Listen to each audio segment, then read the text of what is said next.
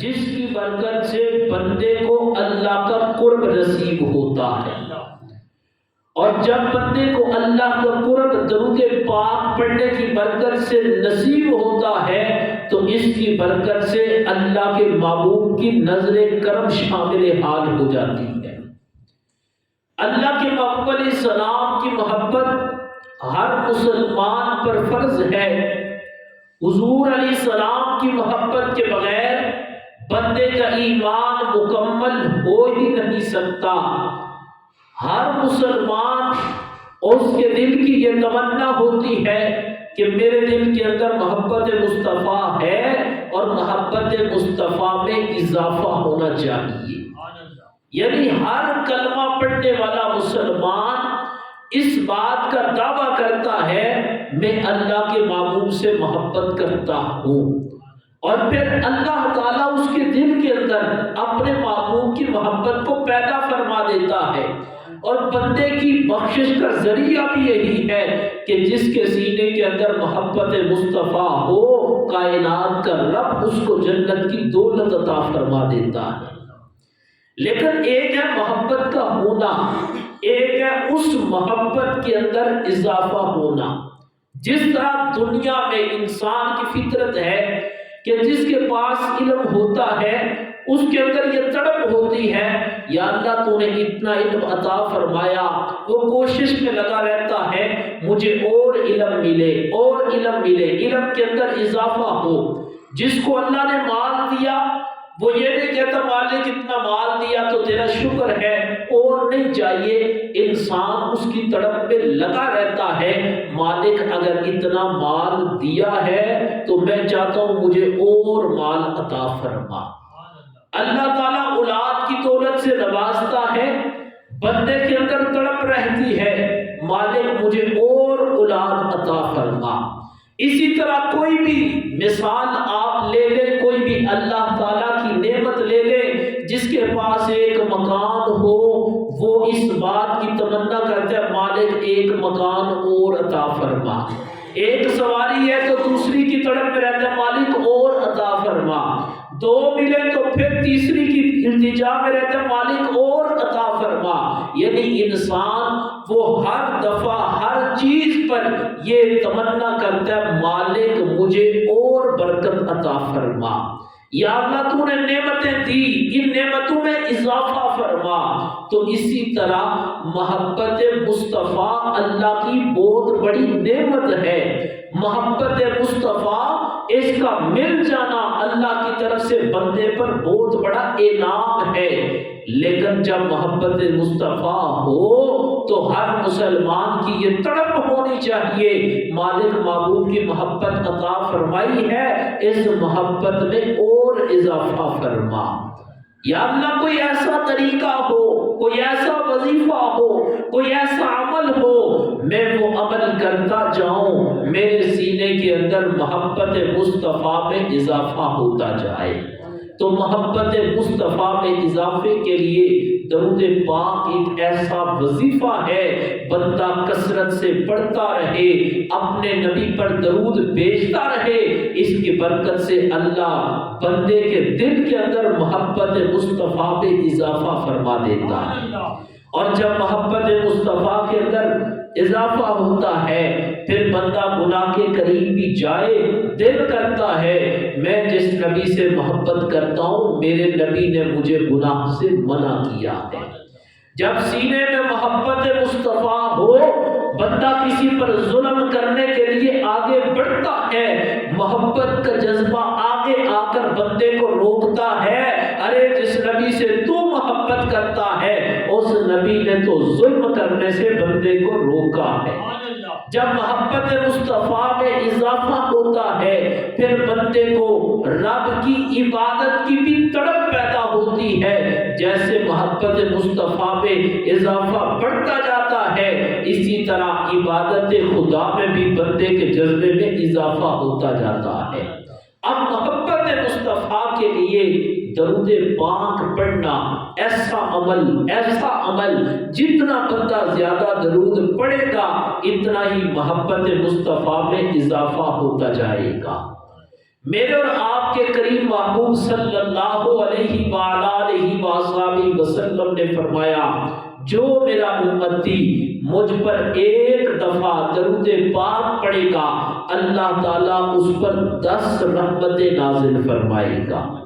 ایک رحمت رب نازل فرمائے تو بندہ اپنی قسمت پر رشک کرتا ہے اور رب کا شکر ادا کرتا ہے، مالک تیرا شکر تو نے ایک رحمت نازل فرمائی۔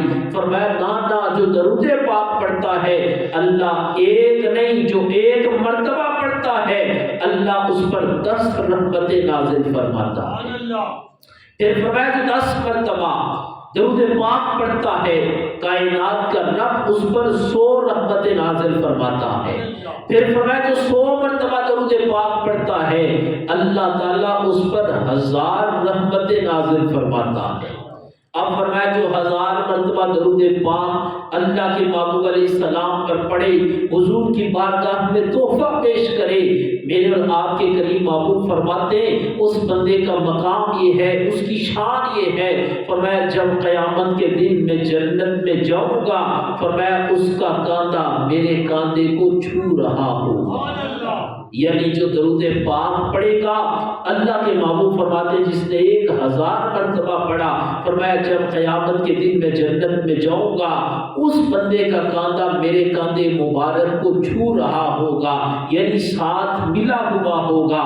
پتہ چلا جو سرکار پر درود پاک کی کثرت کرتا ہے اللہ کے محبوب اس کی شفاعت فرمائیں گے، کائنات کا رب اس کو جنت کی دولت عطا فرما دے گا۔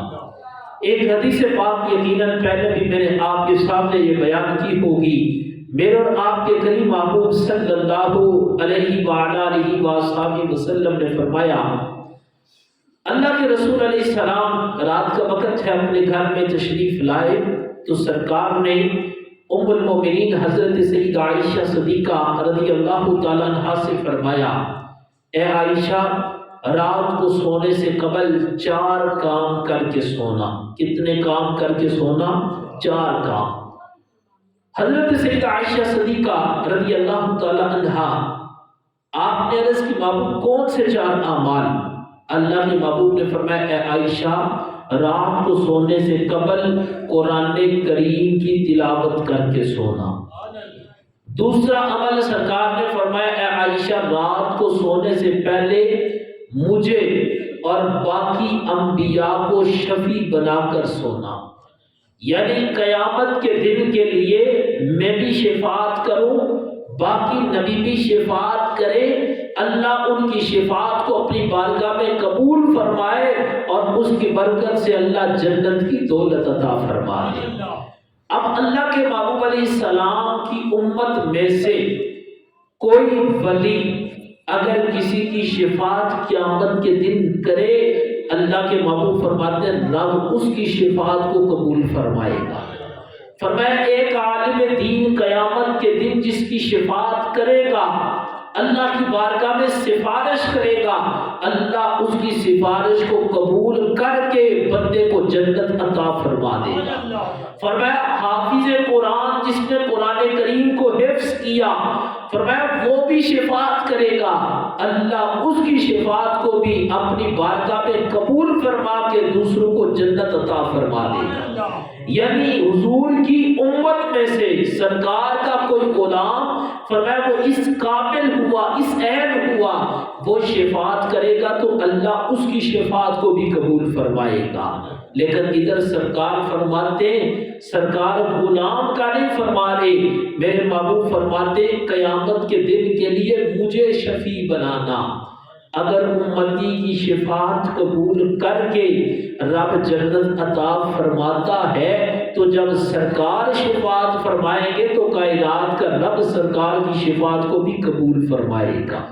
پھر میرے محبوب فرماتے میں شفاعت کروں اور مجھے شفیع بنانے کے ساتھ ساتھ فرمایا باقی انبیاء کو سونے سے قبل شفیع بنانا کہ قیامت کے دن میں بھی شفاعت کروں وہ بھی شفاعت فرمائے۔ تیسرا عمل اللہ کے محبوب نے فرمایا اے عائشہ جب رات کو سونے لگو تو سونے سے پہلے لوگوں کو راضی کر کے سونا، یہ ہر بندے کی زندگی میں ہوتا ہے، لوگوں کو راضی کرنا۔ کوئی بھی انسان آپ لے لو، وہ وقت کا عالم ہو یا وقت کا ولی ہو، پوری تاریخ میں اکثر یہ بات کہتا ہوں، پوری تاریخ اسلام میں کوئی بھی ایک بھی ایسا نہ مبلغ ہے نہ ولی ہے جس پر سارے لوگ راضی ہوں۔ ہر بندہ جس نے بھی تبلیغ کی اس کی مخالفت بھی ہوئی ہے اور اس کی حمایت بھی ہوئی ہے۔ حضور داتا گنج بخش رحمۃ اللہ علیہ کو لے لو، غوث اعظم کو لے لو، بابا فرید الدین گنج شکر کو لے لو، پیر جماعت علی شاہ رحمۃ اللہ علیہ کو لے لو، یعنی کسی بھی اللہ کے ولی کو دیکھو جس نے بھی دین کی تبلیغ کی، لوگوں نے مخالفت بھی کی اور لوگوں نے پیغام کو قبول بھی کیا۔ اہل بیت اطہار رضوان اللہ علیہم اجمعین کی زندگیوں کو دیکھ لو، جب انہوں نے دین کی تبلیغ کی لوگوں نے مخالفت بھی کی اور لوگوں نے ان کی آواز پر لبیک بھی کہا۔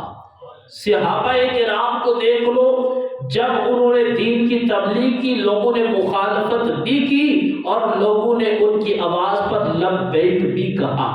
امام الانبیاء کی زندگی کو اگر ہم پڑھیں، میرے محبوب علیہ السلام نے جب تبلیغ کی تو کئی لوگوں نے اپنی جانوں کے نذرانے سرکار کے قدموں پر قربان کر دیے، لیکن طائف کی سرزمین پر میرے محبوب علیہ السلام کو بھی تکالیف کا سامنا کرنا پڑا۔ یعنی خلاصہ یہ ہے کہ کوئی بھی انسان اگر وہ یہ کہے کہ سارے لوگ ایک بندے پر راضی ہوں تو یہ ناممکن ہے۔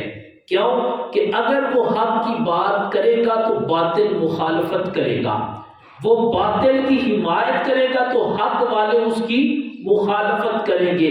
ایک شخص پر سارے لوگ کبھی بھی راضی نہیں ہو سکتے، لیکن سرکار نے فرمایا عائشہ تم نے یہ عمل کرنا ہے، سونے سے قبل لوگوں کو بھی راضی کرنا۔ اس کے بعد اللہ کے محبوب نے چوتھا عمل فرمایا، فرمایا اے عائشہ سونے سے قبل تم نے حج اور عمرہ کر کر سونا ہے۔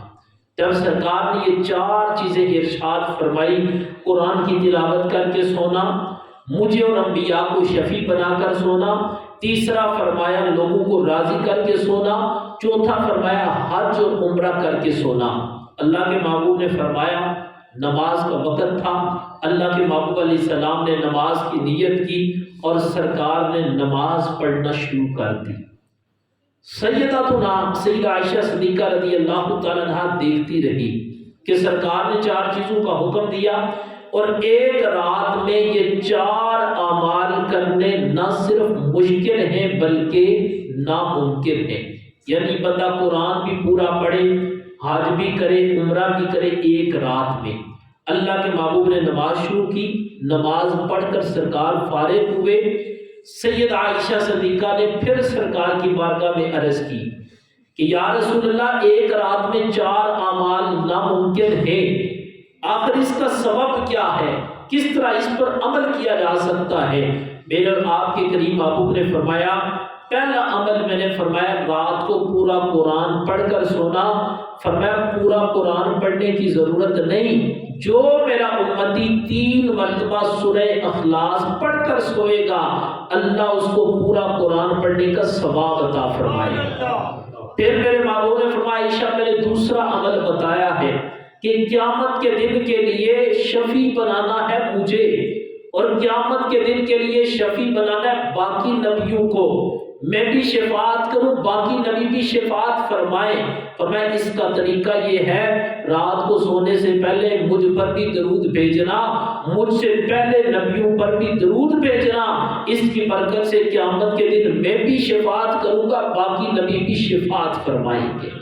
فرمایا عائشہ تیسرا عمل میں نے بتایا ہے کہ رات کو سونے سے قبل لوگوں کو راضی کرنا۔ لوگ کیسے راضی ہوں گے؟ فرمایا تمہیں اس کا طریقہ میں بتاتا ہوں، جب رات کو سونے لگو تو سونے سے قبل 2 عمل لوگوں کو راضی کرنے کے بارے میں کرنے۔ ایک یہ جو دنیا سے جا چکے اللہ تعالیٰ سے ان کی مغفرت کی دعا کرنی، اور جو زندہ ہیں فرمایا اللہ تعالیٰ سے ان کی عافیت کی دعا کرنی ہے۔ فرمایا اگر یہ عمل کرو گے جو جا چکے، جب روح کے لیے بندہ اصحال ثواب کرتا ہے تو روح بندے پر راضی ہوتی ہے۔ سرکار نے فرمایا سونے سے قبل لوگوں کو راضی اس طرح کرنا، جو جا چکے اللہ سے ان کی مغفرت کے لیے دعا، اور جو زندہ ہیں ان کی عافیت کے لیے دعا۔ چوتھا عمل اللہ کے محبوب نے فرمایا اے عائشہ سونے سے قبل حج اور عمرہ کر کے سونا۔ عرض کی محبوب ایک رات میں حج اور عمرہ کیسے قربان جاؤں؟ سرکار نے فرمایا ادھر جانے کی ضرورت بھی نہیں، اعمال کرنے کی ضرورت بھی نہیں، گھر میں بیٹھے یا اپنے بستر پر لیٹے ہوئے جو ایک مرتبہ یہ کلمات پڑھے گا اللہ اس کو حج اور عمرے کا ثواب عطا فرمائے گا۔ عرض کی محبوب کون سے؟ اللہ کے محبوب نے فرمایا سبحان اللہ والحمد للہ ولا الہ الا اللہ واللہ اکبر۔ فرمایا جو میرا امتی سونے سے پہلے یہ کلمات پڑھ لے گا گھر میں بیٹھے ہی اللہ اس کو حج اور عمرے کا ثواب عطا فرمائے گا۔ محتشم سامعین حضرات، اگر اسی حدیث مبارکہ کو لے لیں، ہم عمل کرنے کی کوشش کریں تو ہر انسان اپنی زندگی میں مصروف ہے۔ ہر شخص بچہ ہے تو وہ بھی مصروف ہے، نوجوان ہے، جوان ہے، ہر بندہ مصروف ہو چکا ہے۔ اور ہم چاہتے کیا ہیں؟ ہم چاہتے ہیں اور کہتے یہ کہ زندگی میں سکون ختم ہو چکا۔ حقیقت ہے ہر شخص یہ کہتے زندگی میں سکون ختم ہو چکا ہے۔ رات کو سونے کا وقت ہو، اکثر لوگ کہتے ہیں رات کو ہمیں نیند تک نہیں آتی۔ تو میں نے کہا سکون تب ختم ہوا جب ہم نے سکون والی چیز کو زندگی سے ختم کر دیا۔ اللہ نے سکون کس میں رکھا؟ فرمایا اللہ نے سکون بندے کے لیے اپنے ذکر کے اندر رکھا ہے۔ جب ہم نے اس کے ذکر کو زندگی سے نکالا تو زندگی میں سکون ختم ہو گیا۔ اور اگر زندگی میں سکون لانا ہے تو زندگی کے نظام میں اللہ کے ذکر کو بھی شامل کرنا ہے۔ اللہ تعالی ہم سب کو عمل کی توفیق عطا فرمائے۔ وما علینا الا البلاغ۔